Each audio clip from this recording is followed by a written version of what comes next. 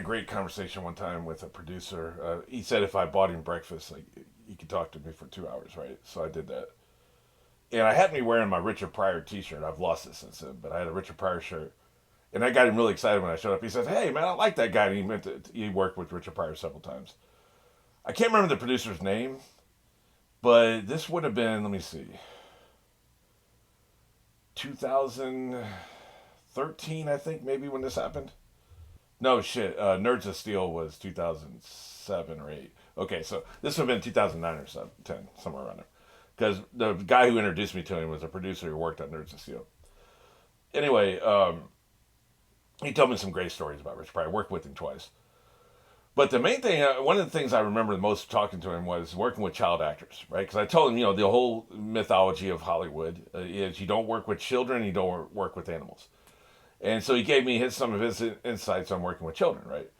Child labor laws were different in the 60s, 70s, and 80s, right? But he was more talking about the approach of how do you hold them to a standard of professionalism? And he says, you don't hold them to the standard of the age that they're at. They're children. Clearly they're children, and clearly they're a certain age. You don't hold them to the standard of the age that they're at. You hold them to the standard of the job you expect them to perform, okay? And I took that to heart, and I use that a lot with my work. It makes so much sense because, okay, so say this particular role just requires you be in the background, you're playing with some other kids, and then as the characters pass you, you deliver 2 lines, right? You deliver a line, they answer you, you deliver another line. You're held to a certain standard for that. All you're trying to do is you're just trying to play, look like you're playing for real, deliver 2 lines in a realistic way. That's the standard we're holding you to. Doesn't matter what your age is. If you're 7 and you can't perform this function, then we're going to find an actor who can. We won't hire you. In the casting process, we would have discovered it, right? It's like, they're doing really good for 7, and I actually heard that in the casting room later, and I told this story to them. They're doing really good for a 7-year-old. I'm like, we're not holding them to the standard of their age. We're holding them to the standard of the job we expect them to perform, right? So, if you have somebody that's like, they're supposed to cry because their mom died, and they're 10, and they're a really good actor for 10, but they can't cry convincingly, they're worthless. So you may, if the character's 10, maybe you need to hire a 12-year-old who could perform. See, that's the thing. That's why sometimes you'll see older actors hired for younger roles. They're 16, but they hire a 22-year-old. We have a standard for this job that we need performed. We don't care about the age of the actor. We care about, can the job be performed and can you do it? Now, you can't hire a 40-year-old to play 16. I mean, let's not get ridiculous. We're trying to stay within some realm of reality here. There's Hollywood age and then there's real age. I understand that. That's why sometimes you'll see, like, okay, well, why, Pretty Little Liars, for instance, all the actors are 20, 21 years old. Why then would you hire a 3 or 4 16-year-olds as background extras? You can't do that. You have to hire other 20-year-olds because 16-year-olds look 16. They make the 20-year-olds who are supposed to look 16 older. They make them look older. So, anyway, I'm getting off on a bad tangent. My point here is, whether we're talking about child soldiers or we're talking about acting or we're talking about any other kind of labor, those are acting and soldiers are probably the only 2 ways you'd really apply children. Like, we don't have children factory workers, right? You shouldn't anyway. Sweatshop workers. But acting specifically, you need to keep in mind you're trying to hold them to the standard of the job you want to perform. Okay, so you need to apply this here. To this show, to this in this world, they have child soldiers. Unlike, in our world, we have children training for the gymnastics in the Olympics and swimming in the Olympics from the time they're 5 years old to when they turn 16 or 18, they can actually compete. So they spend 11 to 14 years of their life training for something so they can perform, right? When they get to the Olympics and they're only 16, nobody's saying, wow, they're a really good swimmer for 16. They're like, did they do the job or not? And the judges don't want to judge swimming. So rhythmic gymnastics is judged, right? Skating is judged. So something where you got to judge them, the judges aren't factoring in the age and grading them on a curve. They're factoring in how difficult is what you're trying to do and how well did you do it. That's how you get your score. Well, we have to judge it. This is all a long way of saying this. We have to judge these people, Naruto, Sakura, and I think the other guy may be he may be overage. He's probably not 18. Sai. He's probably 18 or older, right? But we got to judge the kids But they're trying to perform a job that could save the village, keep the village from being destroyed, save hundreds, maybe thousands of lives.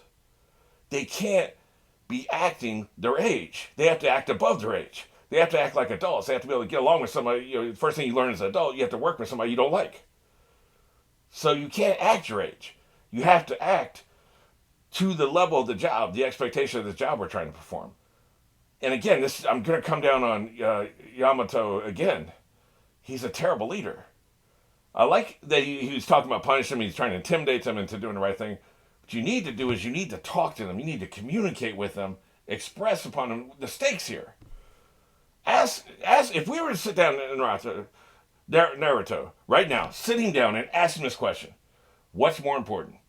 Thousands of lives in a village, whether they live or die, or your ego.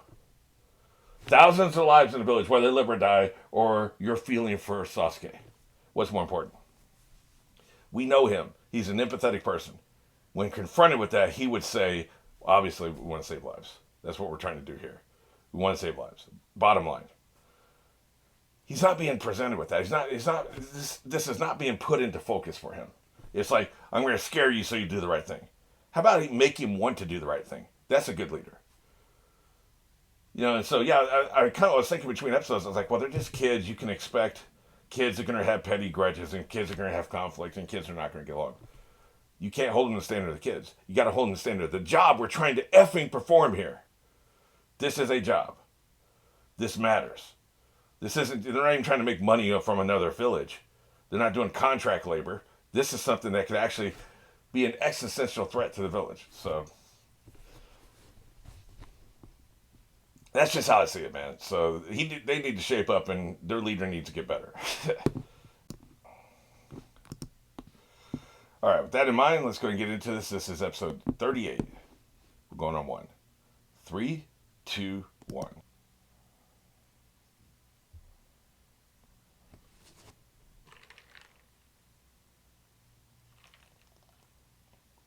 It's the same lamp they got there.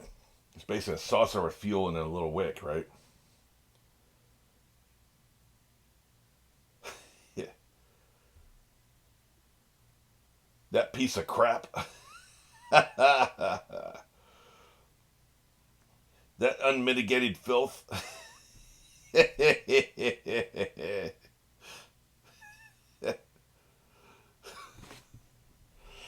Trash.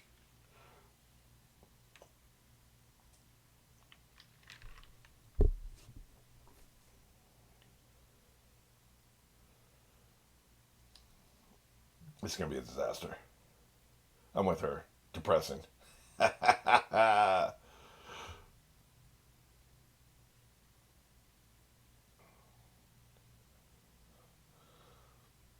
Steady trolling.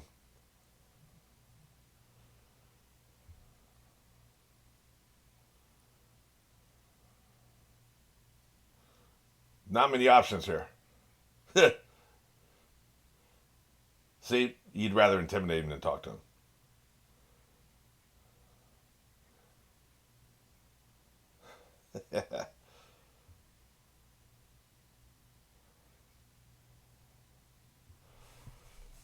I suppose. Look at her snitching to the teacher. You teacher's pet.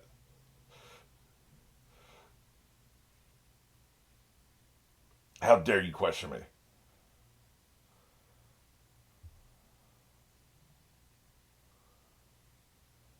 You look at him co-signing. Not going to happen.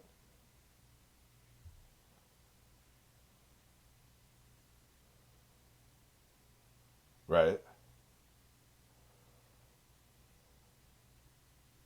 Exactly. No buts. Naruto's going to get you killed. That's what I'm saying. Read between the lines.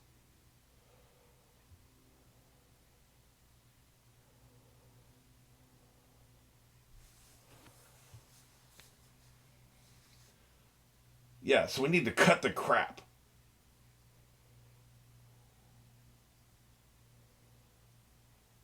Yeah.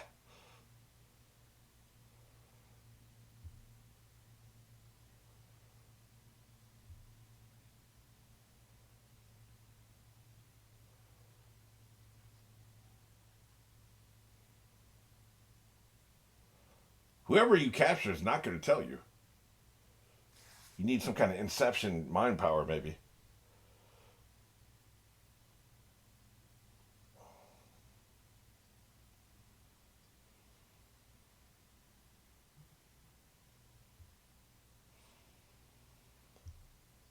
Starting to wonder if this is somebody we know. That's twice they've used that same foreshadowing. The end of last episode and now this one. Well, it wasn't the very end, but you know what I'm saying.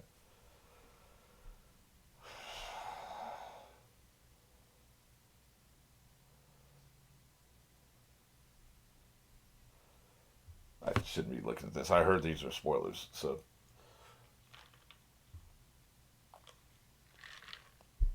A lot of times I'll be zoned out. I'll be thinking, right? So I may be looking at it, but I'm not looking at it. Which is what happened there until I realized I was looking at it. But, like, I think we still take in information. Just not consciously. And then you can get, like, subconscious spoilers. You think you have a great idea. Well, it was in the effing credits, right? That's how you got that damn idea. Let's see.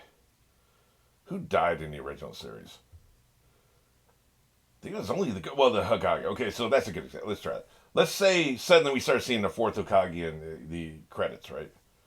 Just very prevalent, right? Because I've seen Ink Boy. Like, I saw his little ink monster, so clearly they got him. They got Sai in there, right?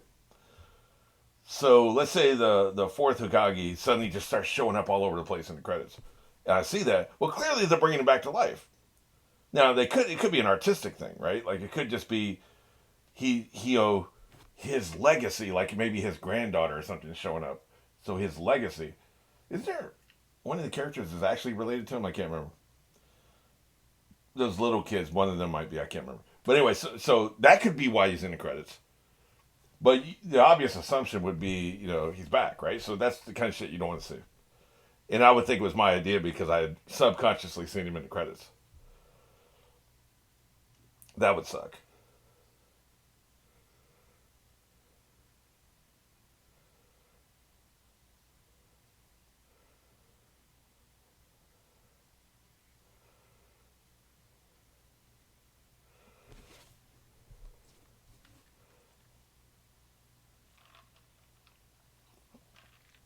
When they say bridge, they mean bridge. I was thinking like a bridge over a little creek.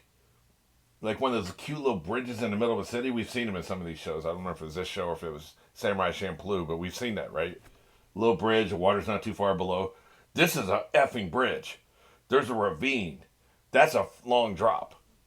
This is a for real big boy bridge.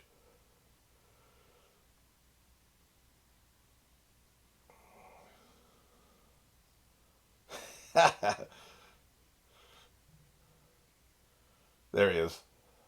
Look at him. Not a bad facsimile here. Look at your wooden puppet.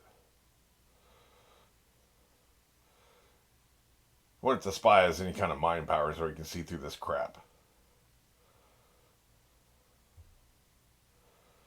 Hey, buddy, how the hell are you? Let me see your face so I know who you are. I like his little bell or whatever it is we're hearing tinkle. I think it may be part of the music. I'm not sure. That feels like that's in the environment.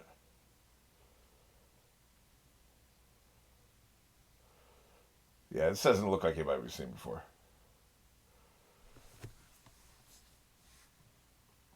Speaking of music, it's kicking, man. Shut the hell up! You shouldn't be saying anything. People can hear voices in the trees, man. There were 6 seasons of Lost of hearing whispers in the trees.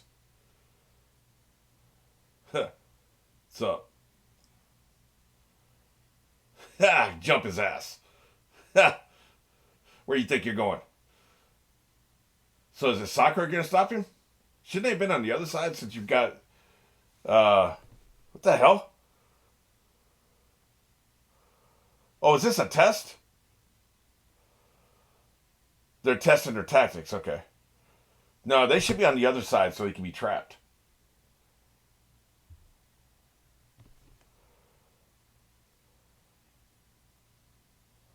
Okay.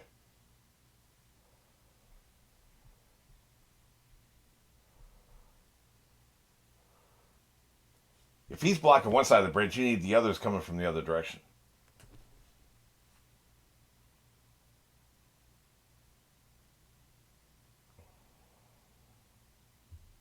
This is a reasonable ass, by the way.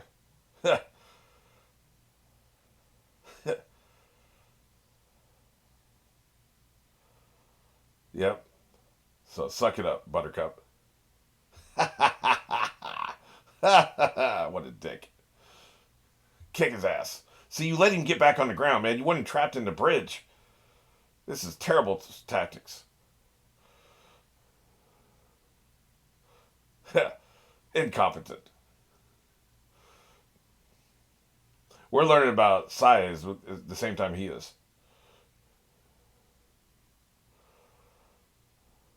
Hey, what are they doing, man? Oh shit, look at this. This is what I call teamwork, man. I wasn't expecting that. Don't try to block that shit now. Oh shit. Here, let me take that ball back and kick your ass.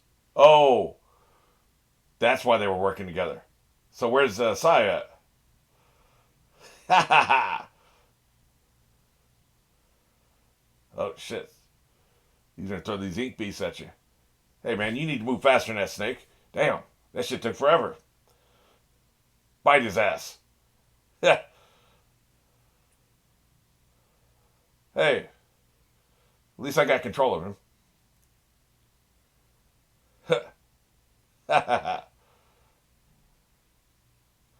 It's not about competition, dumbass. Dumbass. Oh shit. Who the hell is it? Really, is the tongue necessary? It's a wooden puppet. He realized his mistake. Well, that went swimmingly. By which I mean absolutely terrible.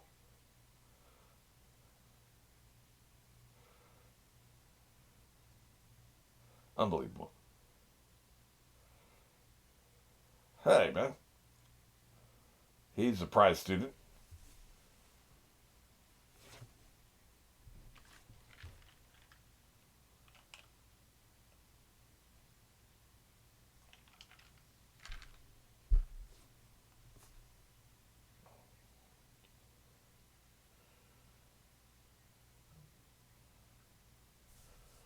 Don't trust this bullshit.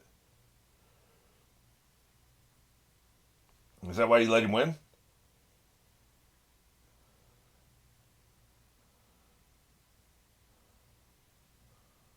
It's not a competition, dumbass. My God, man.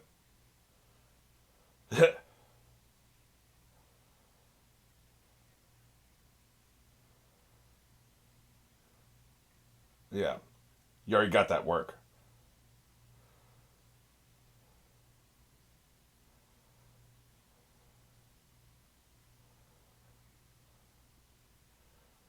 It was even a fake bridge. Interesting.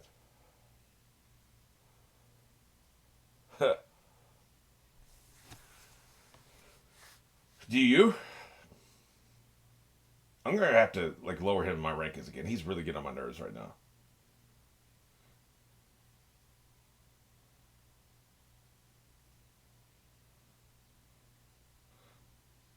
Do you?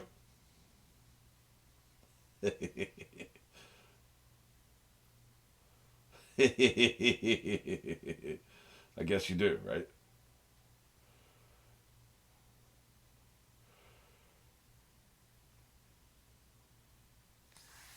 You got tricked, man. What was Sai supposed to do about this? You got tricked.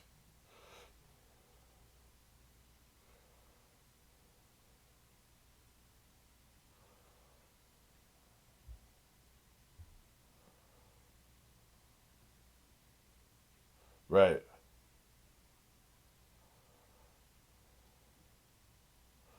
Dumbass.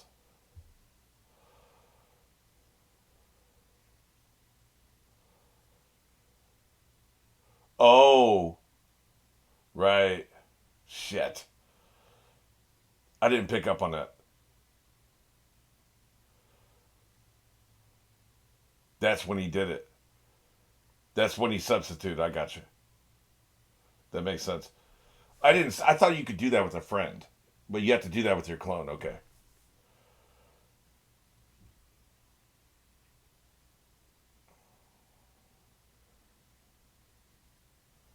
That's all he cares about. Get your damn hands off me.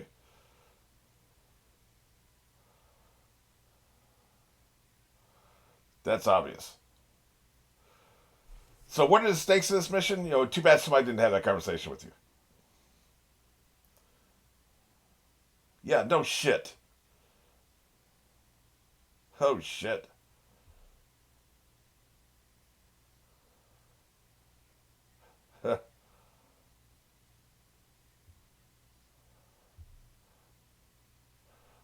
Shots fired. Tell you what, you have Sasuke's in your mouth one more time.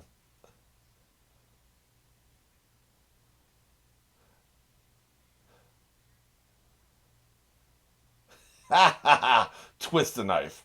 Now he's being a dick. Mostly it's been Naruto's been a dick, right? But like now Sai's being a dick.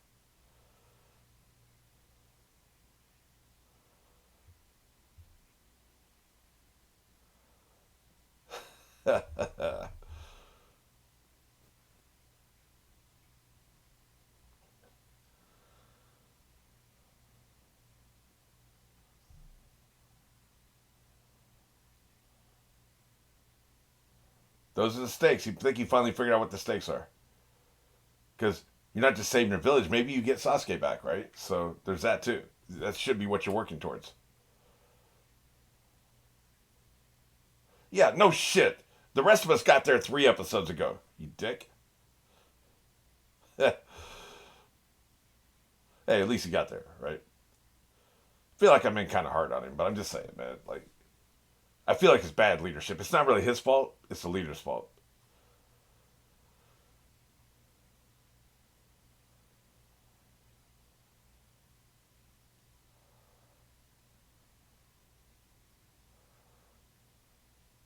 So keep his name out your mouth, is what I'm saying. Yeah, screw brothers.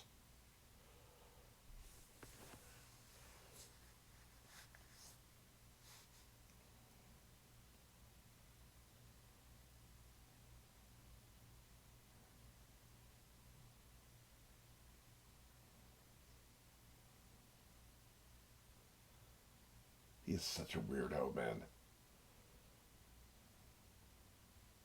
Yeah, definitely a sociopath, too.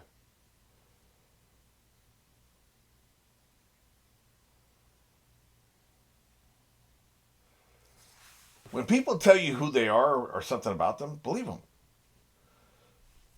Yeah, it's right there in front of you.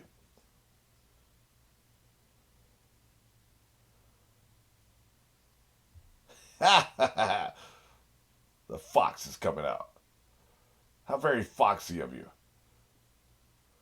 He still got his whiskers on his face.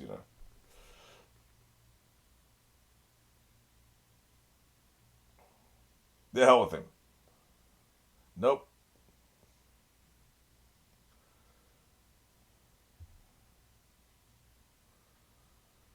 So, F him?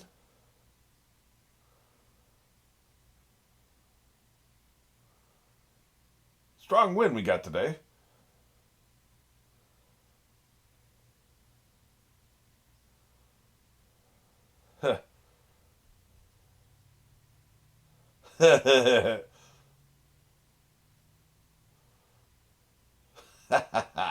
What a weirdo.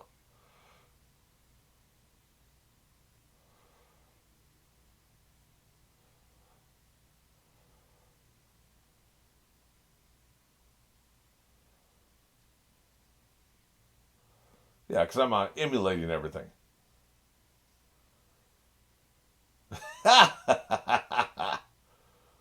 Yeah. She's so annoyed. I love it.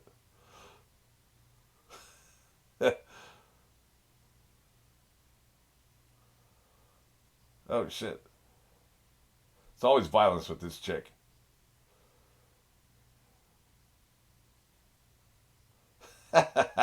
Look, I'm just saying the facts, man.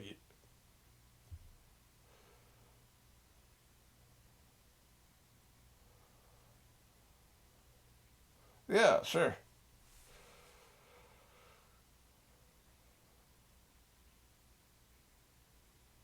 He's not wrong. The actions, Sasuke's actions, are just being described. If describing somebody's actions is bad mouthing them, they should act better.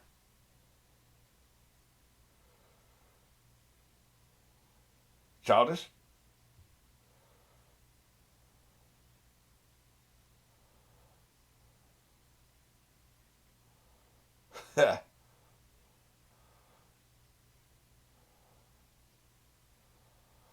Okay, so we're on day 9. Okay, gotcha.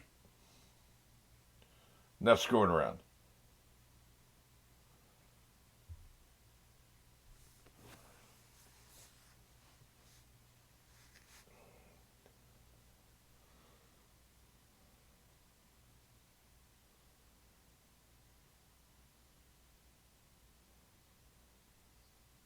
I like the backgrounds. Wait, we're seeing power lines. Those are legitimately electricity power lines. The hell?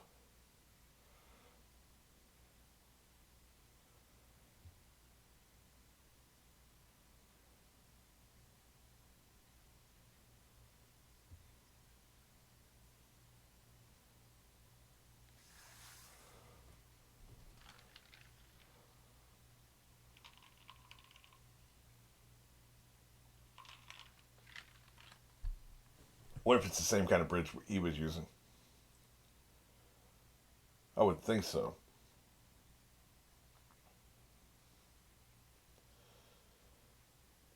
Yep. Pretty much a perfect duplication.